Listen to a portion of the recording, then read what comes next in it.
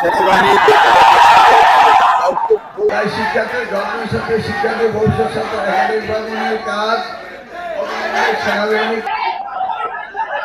আজকে এই ছাত্রদল তোমরা একটু ডিসিপ্লিনটা মেনটেন করো। আমি একটু কথা বলি একটু স্লোগান করে দাও। ইউনিভার্সিটি অথরিটি যদি আমাদেরকে লিখিত জানায় আমরা তাদেরকে কন্ট্রাক্ট দিতে পারবো, এটা কোনো বিরাট কোনো বিষয় না। ধন্যবাদ। আর কি দেখলাম, আর আমরা কিন্তু লেখা পড়তে পারিনি। আর কি 98% শিক্ষাকর্মী দাবি।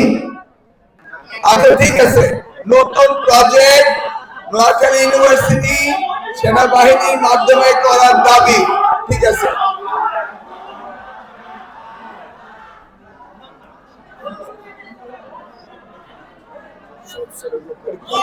বোঝা যায় না কেন?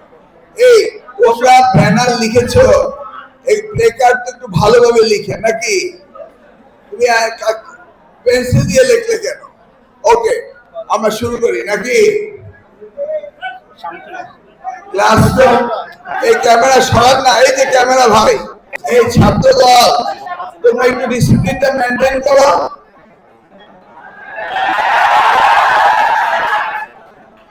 ছাত্রদল তোমরা একটু মিনিটটা ডিসিপ্লিন করো। তোমরা তো আমার ছাত্রদল নাকি?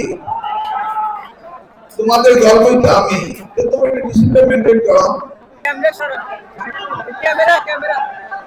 ক্লাসরুম সংকট, শিক্ষা কার্যক্রমে প্রতিবন্ধকতা, প্রথম শিক্ষার্থীর ভোগান্তি, তাই শিক্ষার্থীর গল্পের সাথে শিক্ষার্থীর ভবিষ্যৎ সাথে একাডেমিক ভ্রমণের কাজ অবিলম্বে সেনাবাহিনীর কাছ থেকে